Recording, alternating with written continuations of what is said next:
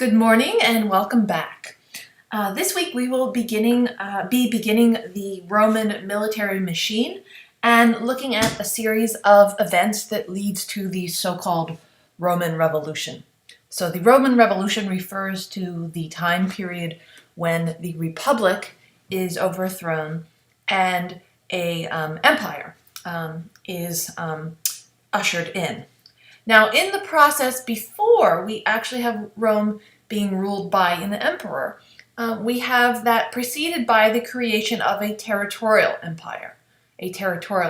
So in other words, even while Rome is still a republican government, they're already expanding beyond their borders and creating an empire. So we'll look at this development. But the main theme that we will see is that the Romans' military expansion, first in Italy and then in the greater Mediterranean, will put pressures on the Roman Republic. It will put pressures on the traditional paternal constitution. And ultimately, the Roman Republic, the Roman Constitution, which is built on this very subtle understanding, this unwritten consensus, this idea that we must adhere to the ways of the fathers, this unwritten consensus will be undermined through the stress of new wealth, slaves, and particularly the influence of new popular politicians who appeal directly to the people and who undermine the old school system of patronage, of the way that the upper classes ruled in the name of the lower classes. So today we will mainly look at the Roman army, particularly the themes of familia, seniority, and patronage in the Roman legions, and look at the wars of expansion. And then in our next lecture, we'll look at how this military expansion led to the Roman Revolution. Okay, so as the political institutions of the Roman Republic took shape, Rome embarked on a campaign of conquest in the Italian peninsula to quench their thirst for lands and glory and booty that would feed the system of clientage.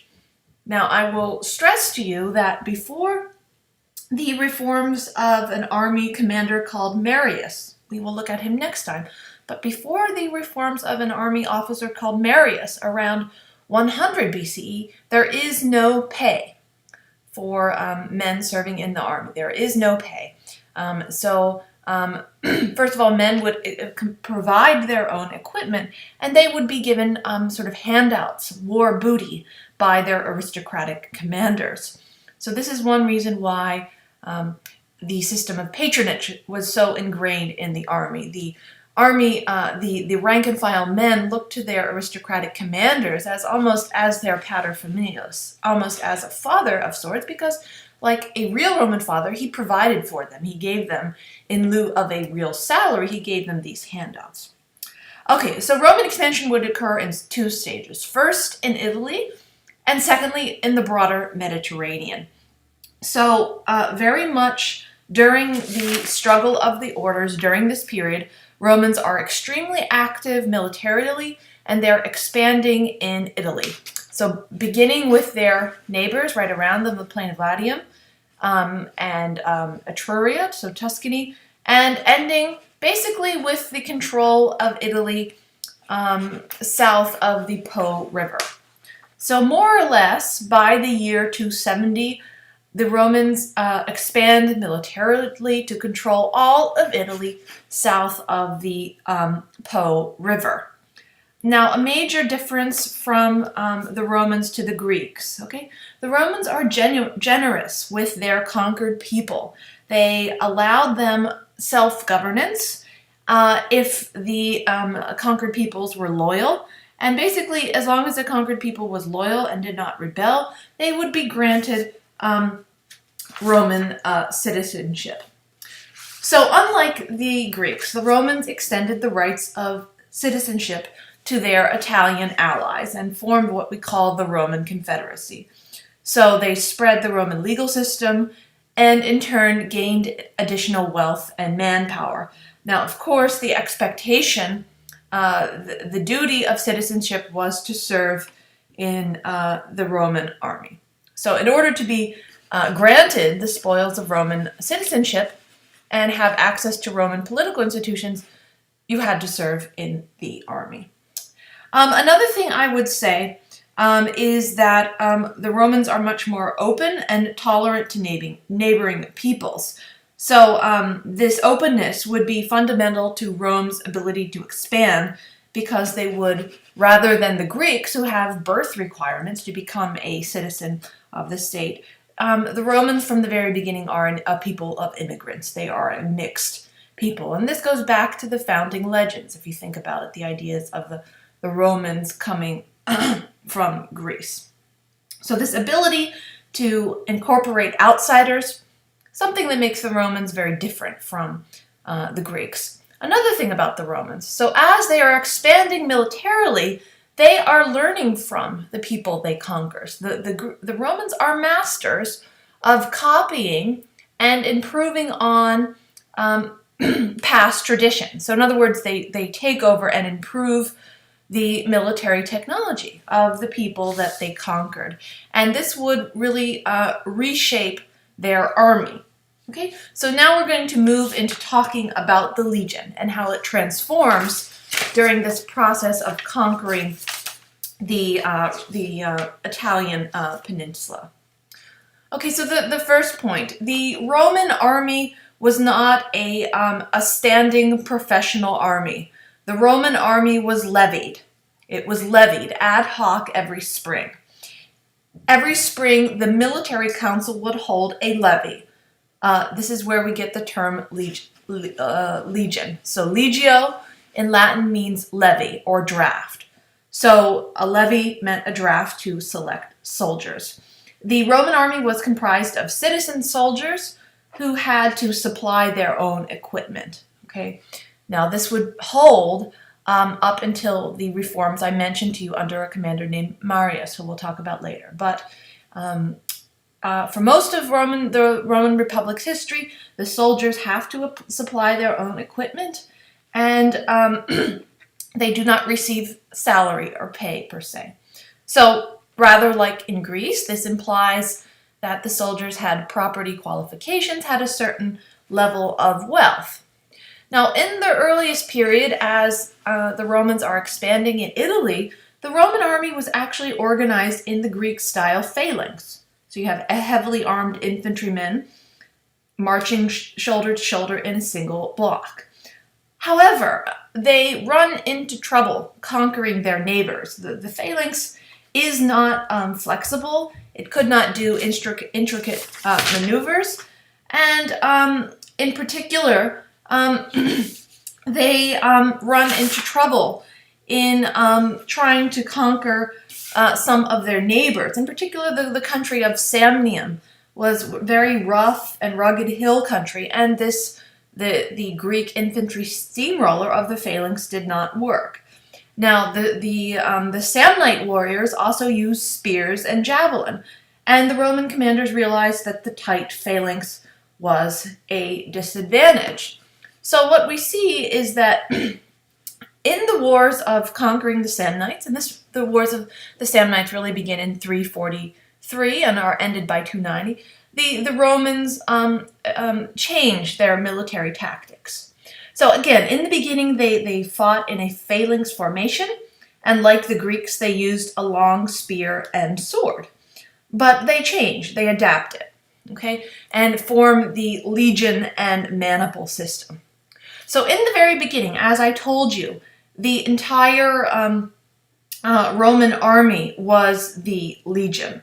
Again, the legionaries were citizen soldiers, citizen farmers who served in the summer and returned to their farms in the fall. Okay, so the Roman legionaries are part-time citizen soldiers, and I will tell you later it becomes a major problem when they are expected to be gone for long periods of time, because the expectation was, in lieu of pay, that they would support themselves for half of the year and then fight the wars in the summer. So in the earliest times, the legion was the entire army, derived from the Latin term legio or levy. But later, in the period we're talking about now, there were many legions, and each was numbered with a Roman numeral. So during the period of the struggle of the orders, the Republican Roman legion system takes shape. And very much this system relates to the fundamental principles of Roman Republican government. The Roman military is less about democracy, but more about a system of seniority, and also reflecting the idea of the Roman familia. Okay, so I will show you how this worked. Okay, so the new reformed Roman army was much less rigid in response to the defeats that they suffered against some of their fierce neighbors. So what they did, they copied the weapons the Samnite used, such as spears and javelin, and replaced their very unflexible phalanx with the more flexible system of maniples. Okay, so here is the maniple system. So now, the Roman legion, which was 4,000 men, so Roman legion is the largest territorial unit within the Roman army, was divided into 30 maniples. 30 maniples. Now, each maniple, in turn, consisted of about 120 to 160 men, and they would be armed with the weapons that were copied from the Samnites. We'll get into the weaponry in a second, but each maniple, in turn, consisted of 2 centuries. Each century was made up of 60 to 80 men, and the commander of the century was called centurions, a centurion. So the high-ranking commander of the entire legion was always upper class, was always a patrician. But the centurions would always be drawn from the ranks. They're not an upper class outsider. They're someone that the men trusted and respected, and they would be promoted because of their bravery and loyalty. So the soldier had 2 loyalties. First to his centurion, and second to the commander of the entire army. And again, the century was half of this maniple. Now, with the maniple army, we have the Romans adapting the so-called triple battle order, the triple battle order. And this you see here. So I'm going to go to this picture. The so-called Accius triplex, the triple battle order. Now you see that this very clearly relates to the ways that the Romans valued seniority and the elders.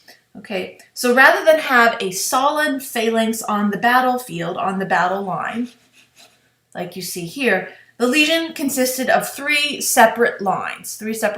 Again, it's 30 maniples, but 10 each in each one of these lines, okay?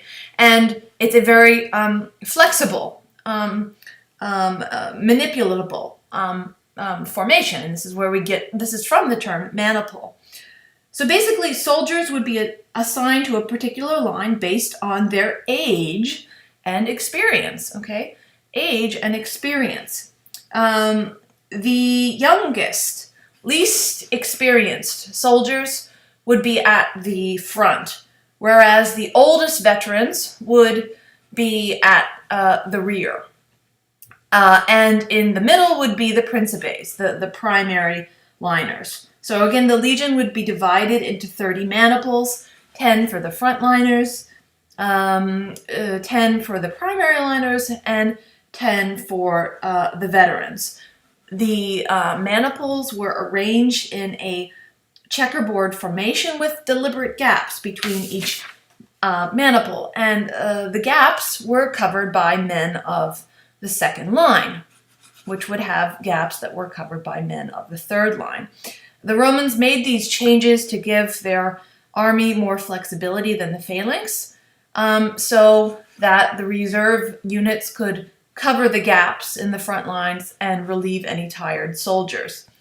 Now, the frontliners were the youngest men, typically the least wealthy, and the most lightly armed, and whereas the veterans in the rear were the oldest and among the wealthiest men in the army, and they could afford the very best equipment. So the way that the battle formation is arranged clearly reflected the Romans' respect of seniority and the idea that the elders are providing the psychological stability to the men in the front line. So the Romans had a saying, if a battle was coming to the triarii, that was a bad thing, right? That was a metaphor for a tight situation. So ideally, the battle wouldn't come to the triarii. Ideally, the leadership of the veterans would provide the example to the younger men. The younger men would follow the ways of the elders, at least their symbolic example in the back. So, very much so, the Roman army, we might say, is not as democratic as the Greek army. There's much more respect for, or if you might say unfairness, for seniority and room for specialization and individual swordsmanship. There's a much greater emphasis on a patchwork of individual combat. There's more room between the men. They actually have room to maneuver. And a greater emphasis on swordsmanship. In contrast, you have this sort of massed anonymity of the Greek phalanx. It's not about yourself as an individual, but really about the the group. Okay, so as for the weapons, what did the Roman legionary actually carried?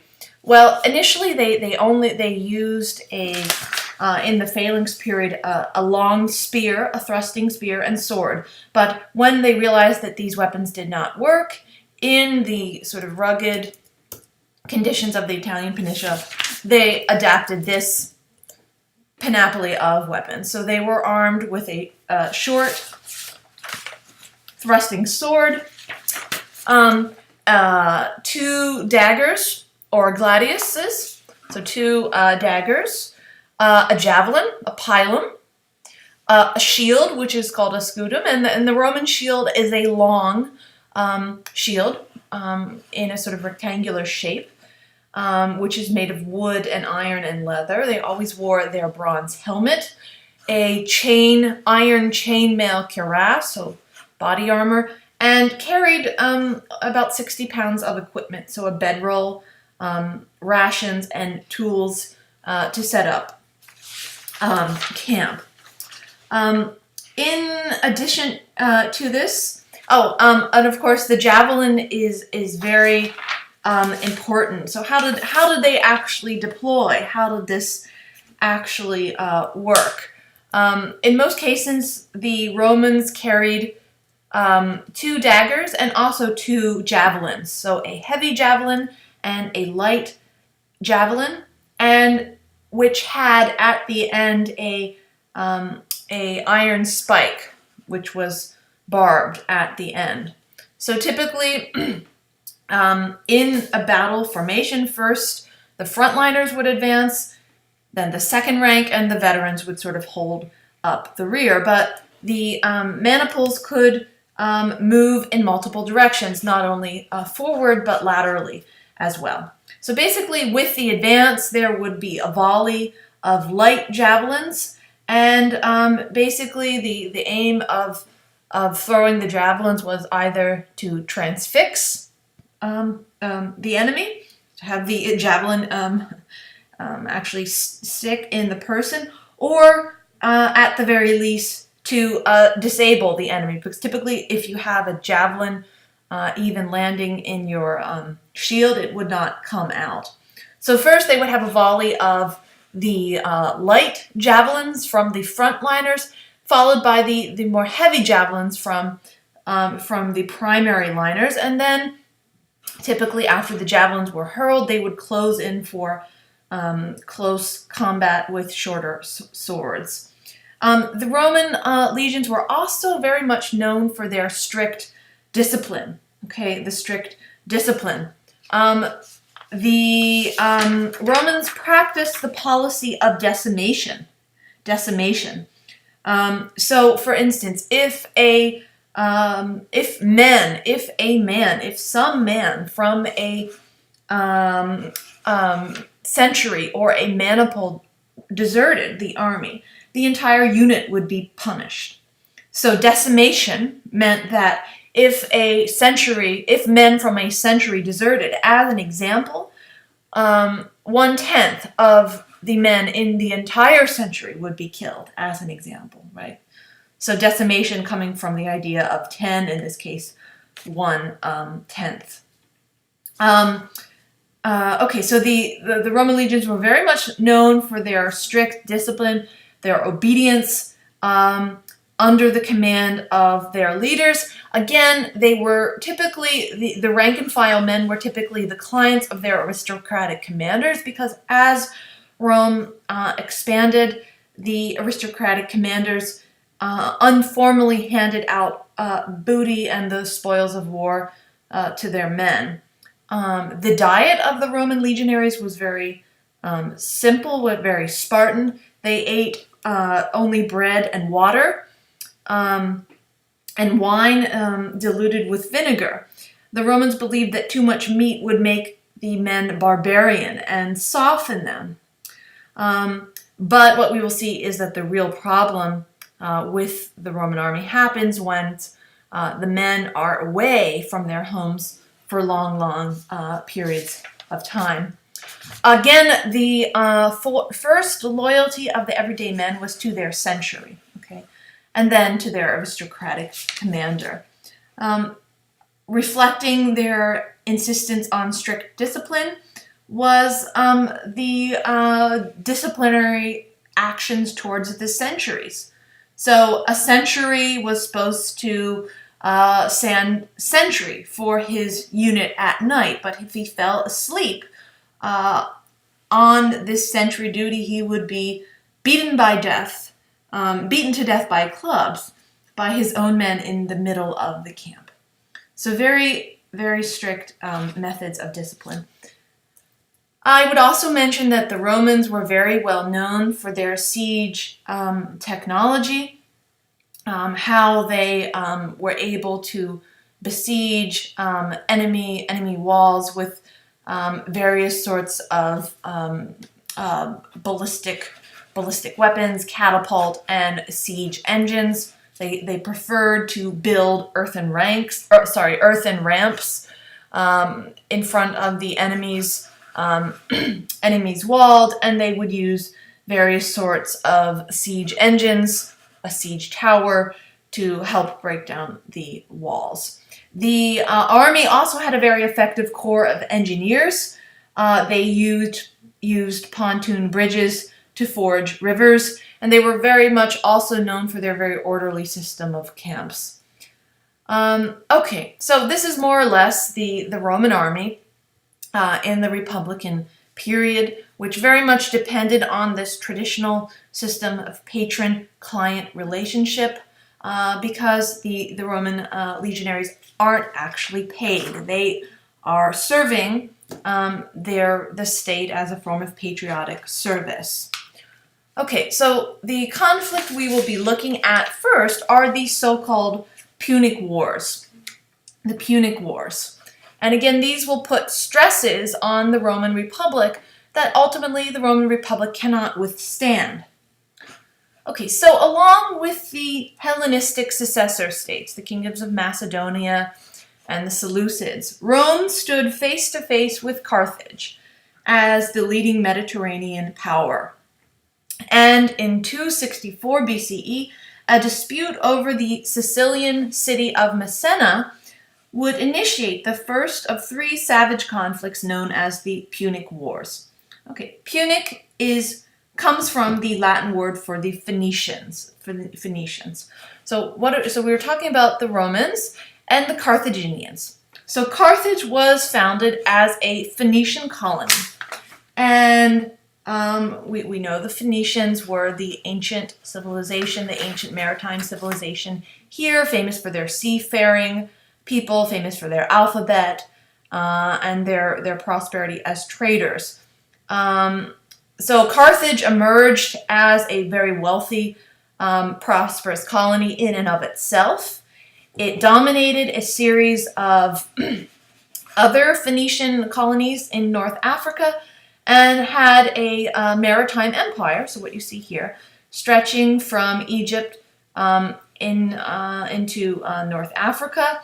The city was ruled by an oligarchy, and generals were elected, but basically they held office indefinitely.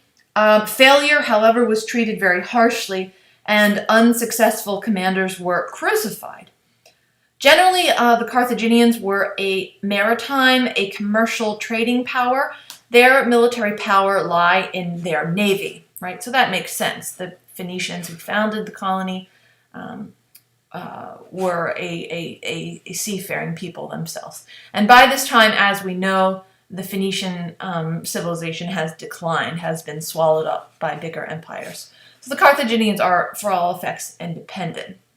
The Romans have their wealth in agriculture, and their military power is in their land army, in the legion, in their heavy infantry. Okay, so the broad causes of the First Punic War was basically that Roman expansion began slowly to seep into the territory of Carthage. The Carthaginians had long controlled the Western Mediterranean. They viewed the Western Mediterranean as their sort of sphere of influence, and basically they come into contact with the Romans. By 270 BCE, basically the Romans have conquered all of Italy, and the next step in their expansion was the Mediterranean. And increasingly the Romans view Sicily and the city of Messina as strategically vital. Okay, so the broad cause of the First Punic War is that the Roman and Carthaginian spheres of influence are beginning to come into conflict. There is a more short-term spark that actually triggers the war. There is an internal dispute in the city of Messina, in which Rome and Carthage both get involved. Roman and Carthaginian interests are beginning to overlap in Sicily. Okay, so what happened was that Sicily had been settled, as you know, by the Greeks in the area of Greek colonization, and it happened to be ruled by a Greek tyrant. This Greek tyrant employed as mercenaries men from the area of Rome called Campania. Campania was the area of the Roman Empire around Naples. So the Mamertines were a group of Italian mercenaries in the service of the ruler of Sicily, this tyrant of Sicily. Now, for whatever reason, the Greek tyrant of Sicily backlogged on paying these mercenary soldiers from Campania. He backlogged on paying them, and in retaliation, they revolted, and they occupied the city of Messina, killed men and women in retaliation, and in clamoring for their pay, they ravaged the countryside. Eventually, they are defeated by the tyrant of Syracuse, but this Greek tyrant of Sicily. But basically, they still have not received their pay, and these Mamertine, these mercenaries, appeal to both Rome and Carthage to intervene. Okay, so the more important issue is that the Roman and Carthaginian spheres of influence are coming into conflict. It was inevitable that they would conflict, but the short-term spark is this so-called Sicilian revolt. So this revolt by the Mamertines, by these Italian mercenaries from Campania, triggers a debate in Rome. What do we do? So on the one hand, the Roman senators argued that it was bad to aid soldiers who had deposed a rightful ruler and revolted. But on the other hand, they were unwilling to see Carthage's power in the Mediterranean expand. They didn't want Carthage to come in and step in and be the mediator. And very much the companions were very influential in the Roman Senate. There are various companion traders and merchants, and they want to protect Roman shipping and trading interests in the Mediterranean. They don't want this to come into the hands of the Carthaginians. So basically, the trigger is this so-called Sicilian revolt, and the plebeian assembly voted to intervene in this internal dispute. Okay, so what happens is that initially, the Romans' war aims were defensive in the First Punic War. They wanted to restore the balance of power in Sicily and protect their interest in Italy, right? If you might look at it this way, so they wanted to push the Carthaginians out of Sicily because they feared that they might expand onto the Italian peninsula, right? And of course, by the way, the Carthaginians also already occupied Corsica and Sardinia, so there were great fears that the whole area would be swallowed up by the Carthaginians. Okay, so although the Romans scored early victories over the Carthaginians on land on the island of Sicily, they realized that this would not be enough for victory because the Carthaginians were predominantly a sea power, a naval power. So during the war, the Romans realized that they would not be able to defeat the Carthaginians unless they built up a navy. So naval battles would play a central role in the First Punic War, and this is rather surprising because at the start of the war, the Romans had no navy to speak of at all. When the war with Carthage began, the Roman legions actually had to be ferried to Sicily by allies. Carthage boasted that they would not even allow the Romans to bathe their hands in the sea. But in the spring of 260, so during the war, the Roman Senate vowed to build a fleet of 100 quinqueremes, and a smaller fleet of triremes to be ready for the summer campaign. Okay, so a quinquereme was basically a 5-decked ship. It's sort of like the trireme, but more decks. Now, the Roman innovation to naval battles at the time was the so-called corvus. This was supposedly invented by a naval engineer from Syracuse on Sicily, which was the corvus. So the corvus literally meant crow, but it basically was a 36-foot long and a 4-foot wide beak, if you will. It was a boarding platform mounted in the bows of the Roman ships. Okay, you see it right here. So basically it was a sort of beak. A large metal spike would come down and would fix onto the opposing vessel. So it was this sort of gangplank that basically allowed the Romans to bring their strength at land to sea. Okay, so again, this corvus was this platform that would be lowered and allow the Romans to have their legionaries cross over from their ships and board and fight the enemy ships. Okay, so they knew that they could not compete with the Carthaginians in seamanship, so they resolved to make their ships into massive boarding platforms from which their legionaries could fight land-style war at sea. Okay, so this is very clever, actually. So very quickly, in an impressive display of Roman organization, they built up a huge navy overnight. They built up a fleet again of 100 quinqueremes, which were staffed by 300 men a ship. So this was about a 30,000 men strong navy. So there were about 220 rowers on each ship, but to take advantage of the new corvus, they also added 80 Marines. Okay. It wasn't as easy as it sounded at first for the Romans. The first naval expedition they launch in 256 BCE is a disaster. Half of their navy will be decimated by bad storms.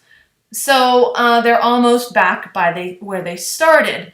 But finally, towards the end of the conflict, they win a decisive victory over Carthage at the Battle of the Aegatis Islands off the western coast of Sicily, and they captured 70 vessels and sunk 50 others.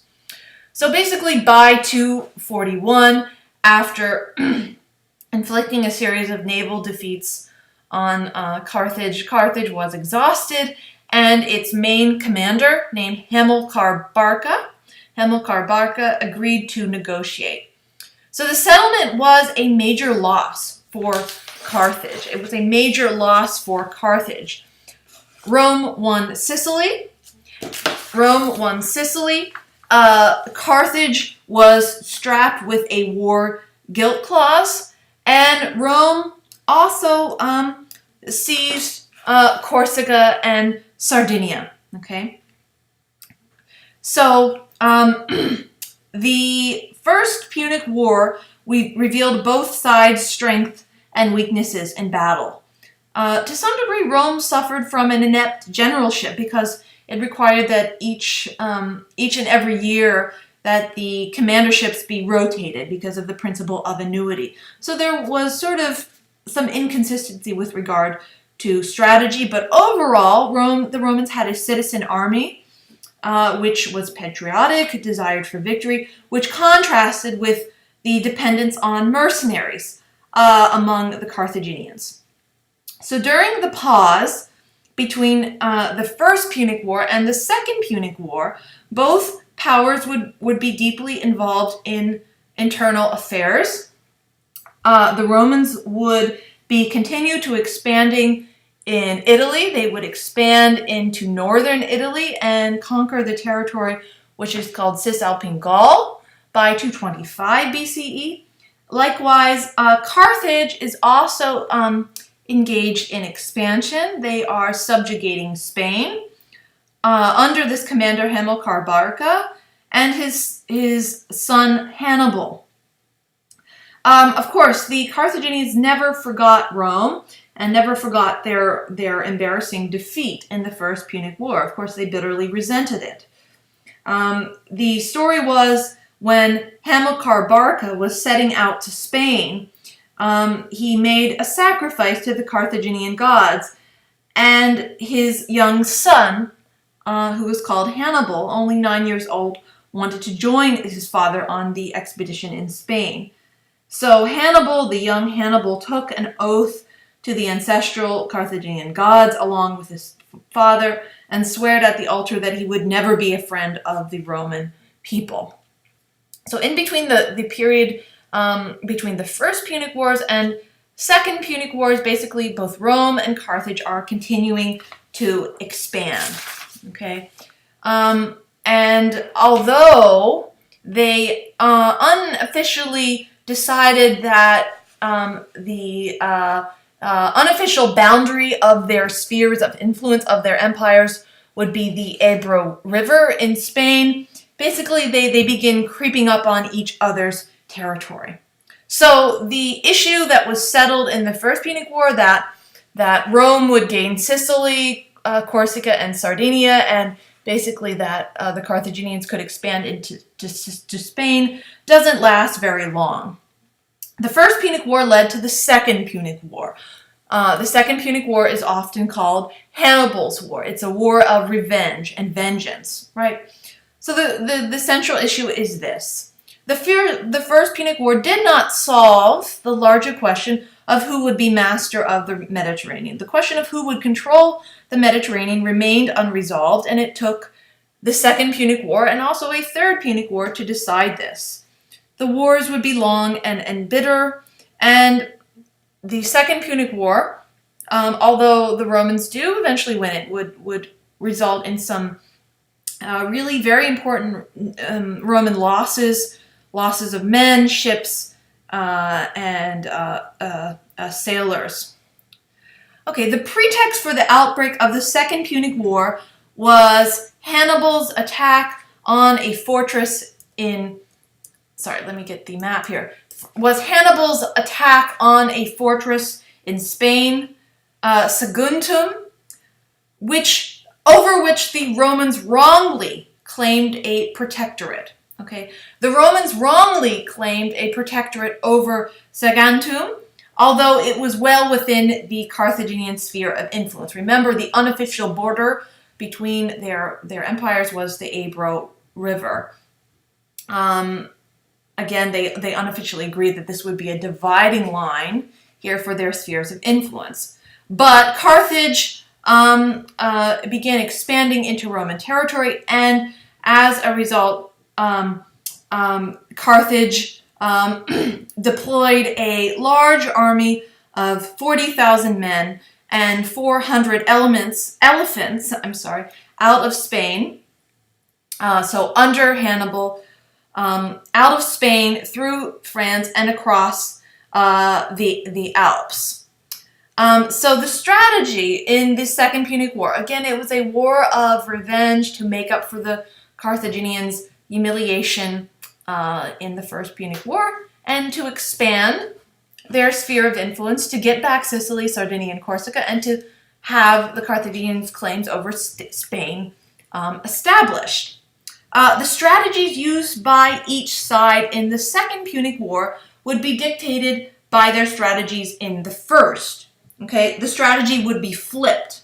Okay, the Carthaginians recognized that the only way to defeat Rome was to defeat them on land, and conceded control of the seas to Rome. They realized that the Romans were very good at learning quickly, and that their navy was very formidable.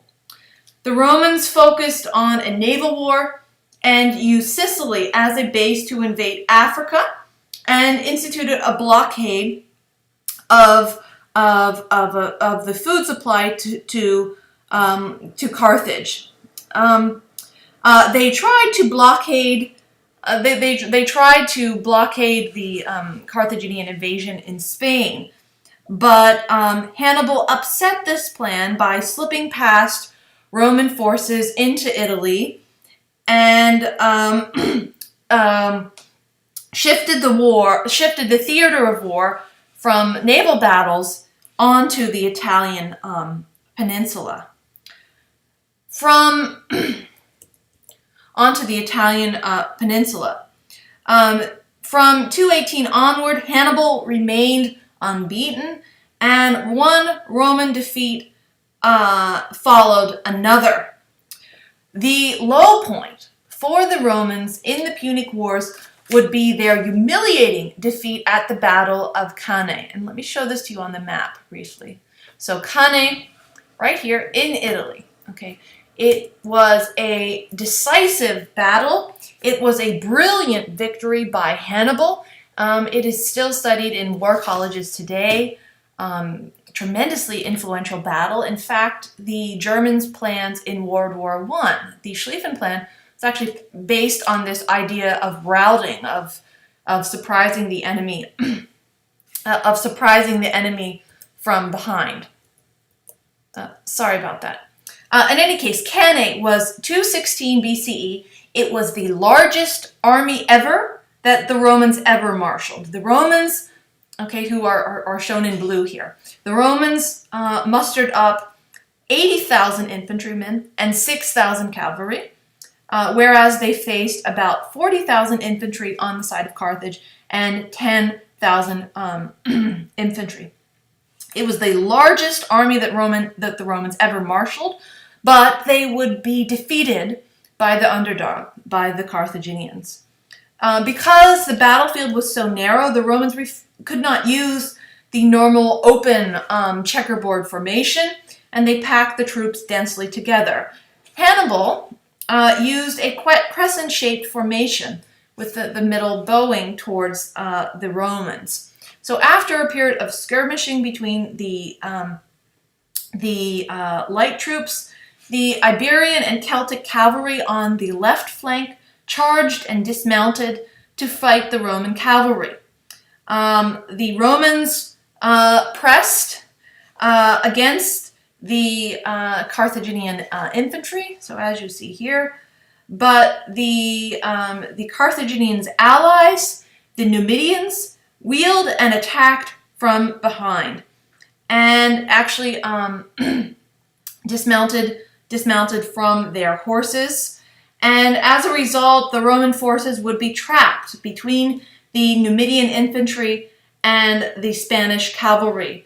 And basically 50,000 Romans would be butchered, ritually slaughtered. Of course, also have their supplies and weapons stolen on the battlefield. So Numidia, I just wanted to show. So the Numidians that I was referring to were people under the Carthaginian Empire. So you can see basically the main tactic that Hannibal uses at the Battle of Cannae is outflanking the enemy. He's attacking them. He's routing them. He's attacking them from behind. Okay.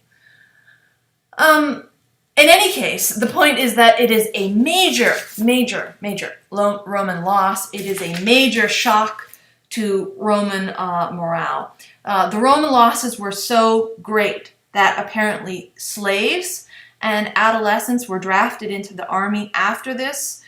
And however, despite that it's this low point in Roman military morale, Hannibal could not make the killer punch. Hannibal could not capture Rome. This was his crucial moment of blunder. Even though he defeated the Romans at Cannae, he did not capture Rome. He lacked siege technology. Okay, so basically, although he could have won the Second Punic War, he never actually delivers the final blow to the Romans. The situation would be saved for the Romans by a military general called Cornelius Scipio. The sort of secret weapon for the Romans. He first had a number of successes in Spain. So after the Battle of Cannae, where he drove out the Carthaginians and established a reputation that he was a leader as brave and as good as Hannibal. Basically, his plan was simple. Whereas Hannibal had tried to put the heat onto Italy, to shift the theater of war to Italy, brilliantly, Scipio Africanus, that's his nickname, shifted the theater of war back to Africa. He forced, precisely at the moment when Hannibal might have attacked Rome, he forced Hannibal to withdraw, so he took the pressure off of Rome, and defeated Hannibal at the Battle of Zama at 202 BCE. Okay. The result was that the Carthaginians would be defeated in the Second Punic War. Carthage would be humiliated. Hannibal would be exiled. He would flee Carthage. He would be hunted down by the Carthaginians for the next 20 years, but he eventually committed suicide. So the result of the Second Punic War was very important for the Romans. The Carthaginians give up their empire, and it is swallowed up by the Romans. Additionally, the Carthaginians have to pay a large war debt. So Rome won the Second Punic War because it forced the Carthaginians to fight on Roman terms, and Rome's control of the seas forced Hannibal to march overland to Italy. But the war would be won by the brilliance of Scipio Africanus, putting the heat on the Carthaginians in North Africa. As a result, the Carthaginians lose their empire, and Spain is swallowed up by the Romans as well. Now, after this, the Romans continue to expand in the Mediterranean. Okay, the Antigonan rulers of Macedonia, so the descendants of Alexander's generals who were ruling in Macedonia and Greece, had actually allied with the Carthaginians in the Second Punic War. And basically, the Romans will next conquer Macedonia and Greece because of the way they had allied with the Carthaginians in the Punic Wars. The Greeks and Macedonians allied with the Carthaginians in a bid to preserve their independence, right? Because they knew that they would be next on the Romans' list of conquest. There is a third Punic War. There is a brief third Punic War, which is in 149 BCE, which basically was a punitive expedition by the Romans, resulting in the complete destruction of the city of Carthage. So as a result, by the end of this period, Rome was the master of the entire Mediterranean world. So again, Rome first expanded in Italy, then in the broader Mediterranean. But the most important result of all of this is that new pressures would be placed on the Roman Republic. For a very obvious observation, the soldiers are going to be away from their farmlands for long periods of time, and the empire will bring in new cultural influences, new wealth, new slaves, which all begin to undermine traditional Roman values, the traditional patronage network, even the importance of the family. And all of this will put pressures on the system that result in the Roman Revolution. Okay, thank you, and we'll continue in the next lecture.